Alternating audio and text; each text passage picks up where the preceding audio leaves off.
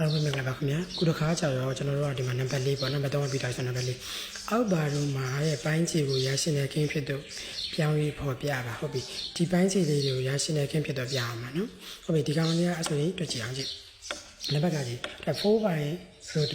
ဟုတ်ပြီအဲ့ row 3ကကျွန်တော်တို့ကဘာကိန်းလို့ဒီ row 3ရပါပြီနော်ရရှိတဲ့ကိန်းဟုတ်ပြီအဲ့ရရှိတဲ့ကိန်းကျွန်တော်တို့ကရရှိတဲ့ကိန်းဖြစ်တော့ပြအောင်ပါဆိုတော့သူ့ကိုပြောချင်တာက row ပြောက်ချင်တာဆိုတော့ row နဲ့ပြန်မြတ်မှာပေါ့အဲ့ဆိုလို့ရှိရင်4 by row 3 into ဘာနဲ့မြတ်မှာပိုင်းချိန်ကို row ပြောက်ချင်တယ်ဆိုတော့ row 3နဲ့ပြန်မြတ်မယ် row 3ပိုင်းချိန်မြတ်တယ်ပိုင်းကိုလေ row 3နဲ့မြတ်ဟုတ်ပြီအဲ့ဆိုကြည့်ရ4နဲ့ row 3နဲ့မြတ်လိုက်တဲ့ခါကျတော့ဘာဖြစ်တော့4 row 3 row 3နဲ့ row 3နဲ့မြတ်မှာဖြစ်တော့3အဲ့ဆိုအဲ့ဒါလို့ဆိုရင်ကျွန်တော်တို့လိုချင်တဲ့ဒီကောင်ရရှိနေကြီးရှာတော့ပါပြီဒီနံပါတ်ခါဝေးဒီဘက်ကဝယ်လေဒီ U5 ကြီးက ESN နဲ့ကိန်းအဲ့ဒါကိုကျွန်တော်တို့က ESN နဲ့ကိန်း ESN နဲ့ကိန်းမြတ်တော့ပထမပုတ်စာတိုင်းပဲဘိုင်းချီကိုပိုင်းကိုရောပိုင်းချီကိုဗာနဲ့မြောက်ပါလေ U5 နဲ့မြောက်မယ် U5 နဲ့မြောက်မယ်ဟုတ်ပြီအဲ့ဆိုကြည့်ရဒီ U5 နဲ့ U5 နဲ့မြောက်လိုက်တဲ့ခါကျတော့ဖြစ်တာတော့5ဟုတ်ပြီဒီ U5 ကကြတော့ဒီ3ကိုလည်းမြောက်ရမယ်ဒီ U5 ကိုလည်းမြောက်ရမယ်ဟုတ်ပြီအဲ့ဆို3နဲ့ U5 နဲ့မြောက်လိုက်တဲ့ခါကျတော့3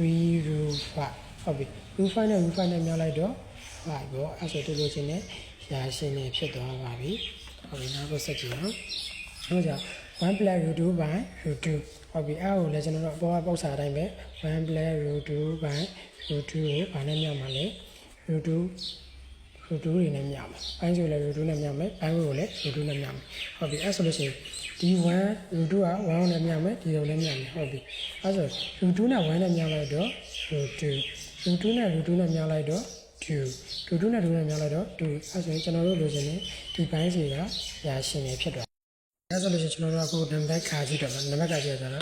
သူဒီ5 minus root 2က ES နဲ့အဲ့ဒါရရှင်းတဲ့ကိန်းပြမှာဆိုတော့1 by 5 minus root 2သူ့ဟာနဲ့မြတ်မယ်ဒါပေမဲ့ဒီမှာ5 minus root 2ကဆိုကျွန်တော်တို့ဘာနဲ့မြတ်မလဲသူ့ရဲ့ sense ပဲ5 plus root 2နဲ့မြတ်မယ်ပေါ်လဲ5 plus root 2နဲ့မြတ်အဲ့ဆို1နဲ့အပေါ်5 plus root 2မြတ်လိုက်တော့5 plus root 2ရတယ်ဟုတ်ပြီအဲ့ဆိုလို့ရှိရင်ဒီမှာကျတော့အပေါင်းတစ်ခုအနောက်တစ်ခုဆိုရင်ရှင်းခင်းနဲ့ထက်နောက်ကိန်းနဲ့ထက်ဟုတ်ပြီအဲ့ဆိုအပေါ်က5 plus root 2က5 plus root 2ဘာလဲရ25 root 2နှစ်ခါရပါလေရ2နောက်လိုက်တော့